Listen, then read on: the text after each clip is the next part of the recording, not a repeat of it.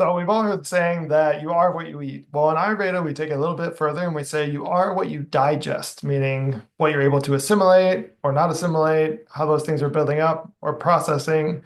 So we're going to dive into this video through food finally as medicine. And this is going to be so key, obviously, for dealing with IBS, to heal that. In Ayurveda, every time that you eat, put something in your mouth is an opportunity to be healing and putting yourself further into a state of balance or reinforcing a balance or moving out of balance and potentially exacerbating disease. So I have a lot more information on all of this that's included in the IBS guide, which you can download below. So I'm just going to go over here with like a few of my top three recommended guidelines and then some of general recommendations for each dosha and food. All right, so here we are inside the IBS guide that you can download. And here, so the eating guidelines, and these aren't any in specific order of my top favorites, but I will share with you or just cover the top favorites right now. So eating at regular meal times. This is, well, as it says, truly number one suggestion. This is huge. I've had this technique alone help solve excess mucus for clients, heartburn for clients, multiple other just like digestive issues is eating at the same time every single day. And right here, so I've given you like a 2 hour window, breakfast between 7 and 9 in the morning, lunch between 12 and 2, dinner between 5 and 7. These are just example hours that make the most sense for the arc of the day. We want to eat with the sun. So when the sun is rising in the morning, you can also imagine like for anybody who's gone camping, like when you wake up the next morning after you've gone camping, there's still like a little bit of embers in the fire and you can kind of like get it stoked up, but you're not going to just like throw another log on there. You're going to first throw some twigs and some sticks on there and like slowly start to build it up. So that's kind of what we're doing in the morning for breakfast is we're just giving our body a little bit of food, just something small and easy to digest to start to wake up that fire, that agni, our digestion, our metabolism. So you can have just a small, easy to digest meal for breakfast. For lunch, when the sun is at its peak, or the fire is now at its full growth, full operation, then that's when we want to have our heaviest meal of the day. In the West, we would normally have like for dinner, you want to have for lunch. You want to have a big lunch, strong, hearty, something that's going to really fill you up. You want to feel full at the end of that meal. And then finally for dinner, I find calling it supper is a little bit better. So supper means supplemental. It means just a little something to get you through to the night till going to bed, which I know is contrary to popular Western culture. Usually dinner is quite lavish and full and there's lots going on and oftentimes late. This is terrible for your digestive system. It is so hard for your body to digest a large meal late in the night, late in the evening, and then especially once you go to sleep and through the night, because then your body is trying to shut down and it's trying to do micro digestion. So working on your peripheral tissues, not necessarily your digestive tract. So for these hours, myself personally, I try and keep them a little bit tighter. I try and shoot for a 1 hour window every single day. So my personal ideal is breakfast actually is a little bit fuzzy. It's between like 7 and maybe 8:30 in the morning. And then lunch, I really try and always do between 12 and 1. And then dinner, I always try and do between 5 and 6. Whatever you're already doing, your body is going to be most favorable towards. So pick some hours that make the most sense for you, and then just try and stick to those windows every single day. Just anytime in that 1 or 2 hour block, eat your meal and don't snack in between. That's going to be a huge difference. There's kind of a lot about snacking in Ayurveda, but we won't get into all that. This is like the key thing here. Now I'm going to skip down to this, chew thoroughly. This is a big one, and this takes a bit of training and consciousness, which is really good. Kind of goes along with this too, eating without distractions. You want to chew between like 20 and 30 times every single bite that you take. So take a bite, set the spoon down, set the fork down, and just chew and count up to 20 times, and then feel how much it breaks down, and then swallow. This is going to be way more beneficial for your body and for your mind and your digestion. In Ayurveda, we eat with all 5 of our senses. So it's like we're hearing, we're smelling, we're tasting. We want to pay attention to all the senses that are coming to us through the act of eating. And the reason for this is both, scientific, but also a bit more energetic, is there's a lot of information that your brain is picking up on subconsciously that you are not aware of, that your brain needs that information to tell your body like what's coming down the pike to prepare it for digestion. So all the different colors of food is important. All the different textures of food is important. All the different, flavors, of course, is important. So for all more of that information to get not baked in, but received by your brain before you swallow the food and it goes down, will be much more beneficial for your body to understand what's coming to be able to digest it. Also, saliva is where a lot of digestive enzymes live, and that's helping to start the digestive process before food goes down. Also, we are not like crabs, and we do not have teeth in our stomach. So all the chewing that happens in the mouth is as small as the food is going to get, or as micro as the food is going to get. And the smaller it is, the more surface area that every single piece of food has before it goes down, it's going to be way easier for your body to break down. And the final of my top 3 tips is avoid cold and icy drinks. So another thing that's very popular here in the West is you sit down at a restaurant and you get a glass of ice water. That is terrible for your digestion. So we've already learned Agni means fire. What happens when you dump water on fire? It goes out. If you're drinking ice water anytime, period, that's not helping you. You can drink cool water, but you don't want to drink ice water. And then if you're drinking cool water a lot within like the hour before and after meals, that's going to really hamper your digestion and diluting your digestive enzymes, causing a stricture on your stomach. With the cooking process, with the heat process, you want everything to be warm. It's like when your skin gets warm, the pores open. And so there's transference from inside your body out with sweat, or from your outside of your body in case of like steam or sauna or medicated oils and stuff like that, you can absorb those things. The same is true on the inside of your body. If you're cold, everything's going to close up and tighten. It can be really hard to make things work. Whereas when it's warm and loose and fluid and elastic, then everything's going to operate a lot better. So instead of having cold, you can have warm or hot beverages right here. Drink warm water or herbal tea, something hot, and this is going to really help. And just take small sips. Don't chug a whole glass or everything. Just have a little bit. Sip, sip, sip, sip, and then you'll be great within the 1 hour before and after meals. Outside of that, you can have your fluids. Again, avoiding ice water in general. Yeah, having cool water, having warm water, or having hot teas, hot water. All those are going to be really beneficial for aiding your digestion. And then there's a bunch of other tips here that you can go through. So this guide is available to you to download below. I know this is a lot of information, and if all of this is feeling like a little bit too much for you, you can go ahead and scroll down below and book an IBS implementation call with me. And I'll be happy to sit down with you and we can go over any questions that you have, and I can help you dial in exactly what's going to work for you.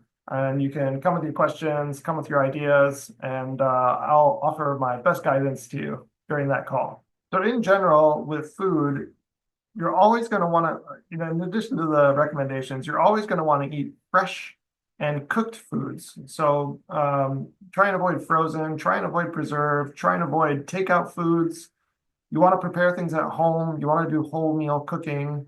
You can get really specific, and like the whole entire world of Ayurvedic nutrition goes really deep, really detailed into how to use food as medicine, much more beyond the scope of this video here. But when you eat whole foods, natural foods, according to your dosha, also according to your season if you can, getting a little bit more specific, but then freshly prepared, this is going to make a huge difference for your digestion. Processed foods, I mean, everybody knows not good for you. And then preserved foods are really challenging for the digestive system to get through. And then leftovers. Leftovers is always such a big one that I see with my clients, even my friends and family. Everybody's like, oh, they got leftovers in the fridge for like 3, 4, 5 days. To me, that's crazy. It blows my mind. I switched to eating fresh food every single day, probably in like 2018 or 19 when I first started studying Ayurveda professionally. And it has been a monumental change for my digestion. And now I can really feel the difference. Maybe once a week I'll eat a leftover if I accidentally cook too much stuff for dinner.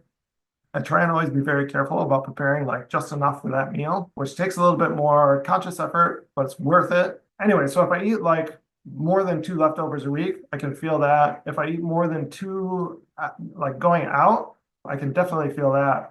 So your body, you might not feel these things right now. You might not be sensitive to those things right now because your body has been in this, operating mode for such a long period of time. But as soon as you make the switch to like fresh food every single day, and you can cook, for example, like khichdi, which the recipe is in the guide, and I'll quickly go over that. You can cook one thing of khichdi and eat that for breakfast, lunch, and dinner. When I say leftover, I mean in the fridge overnight. Then it becomes leftover. And in an Ayurveda, this isn't a concept we haven't covered in here, but it's tamas. It's inert, it's heavy, it's slow, it's static. And so when you eat these like heavy, slow, static foods that have been sitting overnight, they then sit inside your body and they give your body that type of energy. And you need a lot of effort to overcome that static, stillness, lethargy. It just requires a lot from your body to try and digest those foods. So avoiding them is best. So inside the guide, I want to quickly mention that spices are going to be really one of your greatest friends. And under each dosha, Vata, Pitta, and Kapha, there's spices that are recommended for you. So all the foods that you cook, you can start including those spices in your meals. They'll be massively beneficial. In the herbs video that we're going to cover, I'm going to talk about herbs that you can take before and after meals as a pre-digestive and post-digestive, which is my number one go-to in working with all my clients on helping them heal. And then some general recommendations for each dosha. For Vata, you generally want to have warm, as in warming with warm spices, also warm temperature. And then generally like root vegetables are extremely good. Grains and legumes are extremely good for Vata types. Those are heavier foods and they're a little bit more difficult to digest and can be more difficult to digest for Vata because they generally have weaker digestion. But those foods are going to be the most grounding. You want those like heavy, hearty, grounding foods to help kind of like settle down the windy nature of Vata. And then for Pitta in general, you're going to want to have cooling foods. And so all the recommended fruits and vegetables and oils and etc. and the Pitta food list are all going to be great for cooling. And then in general, you're going to want to avoid spicy fried foods for Pitta because those are going to be exacerbating and disturbing to Pitta.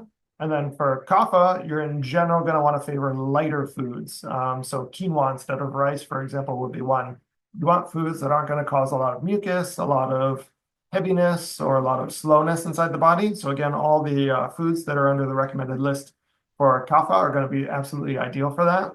Also, adding more hot spices for Kapha is going to be very beneficial. Black pepper is a great one. Dried ginger powder is a great one. And if you can tolerate it, even having a little chili pepper, powder or pepper, etc., in your meals is going to be really beneficial. Now I'm going to cover a really quick recipe. This one is tridoshic, so it's for all three doshas. It'd be good for all three types of IBS. And you can make the little adjustments that are indicated here, but this is at the bottom of the guide or underneath all the food lists in the IBS guide for you. So tridoshic khichdi recipe. Khichdi is like one of the most wonderful things of Ayurveda. If you've heard of Ayurveda before or search around websites, talk to people, you might have heard about this khichdi thing. It's a stew, and the stew, what makes it so special is it's a complete protein with a combination of rice and legume. There's fat in there. There's all the digested spices in there. It's cooked for an extended period of time and it's cooked really soft and mushy, which isn't super entertaining all the time to eat, especially when you do extended fasts on khichdi, mono diet fast, or like going through panchakarma, you stay on khichdi for a long time. It is very beneficial for the digestion. When you do mono diet, it's really easy for your body to kind of like rinse and repeat that same meal over and over again.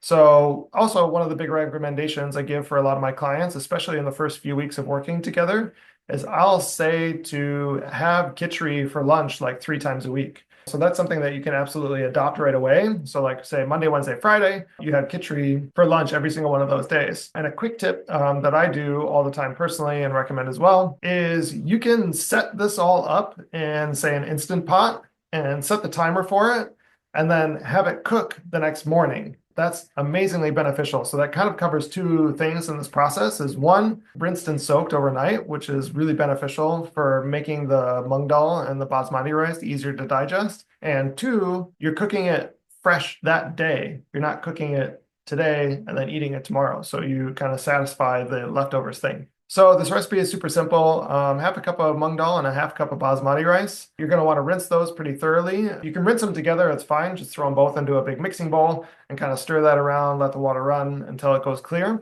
Again, soaked overnight. You can cook it fresh the next day, or like I said, just throw all the ingredients into an Instant Pot or some other electric cooker and set the timer to have it cook at, 6, 7 in the morning, something like that. And it's ready for you to pack for work, or, if you work from home, just have it there. 4 cups of water. I've found this to be my personal preference of texture. You can go a little bit less for a thicker, heartier, chewable kind of khichdi, or you can go a bit more water, 5, 6 cups of water. It'll be a bit looser, a bit thinner, it'll be more soup-like. So all the ingredients: ghee, cumin, coriander, fennel. These three in combination together are tridoshic, so you can use this in any of your meals all the time. Highly recommend. You can also make cumin, coriander, fennel tea, which we'll talk about later in herbs, but also very beneficial for the digestion. Turmeric, you probably heard of, is a powerhouse Ayurvedic herb. Ground ginger, this is extremely good for digestion. It's another one of those things that are heating, like for agni, so to increase that fire. A pinch of asafoetida or hing. That can be more specific for Vata. It's good for everybody, but you can give that a try. It's not for everyone. It does change the flavor, so, play with it and see what you like. 1 bay leaf gives it that nice je ne sais quoi, and then you can add cinnamon too. I like to do in the colder months, like fall time, winter time type khichdi. And I'll do like cinnamon and allspice, nutmeg, clove, star anise, not all of those, but some combination. And then like sweet potatoes or chopped up pumpkin in there. And that's really beneficial for that season. And it's just, warm and nourishing and wonderful. So that'll be all the ingredients. And then you can add a half to 1 cup of vegetables. You don't have to add vegetables. This is optional. Some tridoshic options would be like carrots, green beans, or asparagus. But you can go up to your food list, whatever you figured out, Vata, Pitta, or Kapha, and go through that list and see what sounds good to you. I'm Pitta predominant, and one of my favorites is to do sweet potatoes. Or in the summertime, I'll do like dark leafy greens like kale and chard. Those are really wonderful. So have a play, see what you like. Garnishes: fresh cilantro for sure, lime, great. That would be more for Pitta. Fresh lemon juice would be good for Kapha or Vata. And then toasted sesame seeds or toasted sesame oil would be good for Vata. And then the instructions on how to prepare it, pretty straightforward. Making a stew. If you're going to do this in a electric cooker overnight, you can add the ghee, add the spices, do the first few steps, and then add all the water and the vegetables. Turn the heat off and make sure it's like tepid or room temperature, and then set the pressure cooker. So I use an Instant Pot, and I'll do 20 minutes on high pressure is usually my setting. And that'll work great for getting it perfectly cooked and ready to go for lunch or dinner, or breakfast, lunch, and dinner. If you want to do it all day, that's also great. And then here's a few more like dosha specific tips that you can check out. I would love to hear back from you, and which one of your tips were your favorite. If you want to comment that down below, try something out and let me know what you think or how you feel. See what changes for you in the next few days when you start implementing these things. And if you haven't already, you can download the guide below. You can go ahead and click the link. And if you're interested, you can go ahead also down below and book a IBS implementation call with me. We can just sit down, we can shoot back and forth. You can bring your questions, what you got going on, and I can try and help you the best I can during that call. Thank you so much, and I will see you in the next video.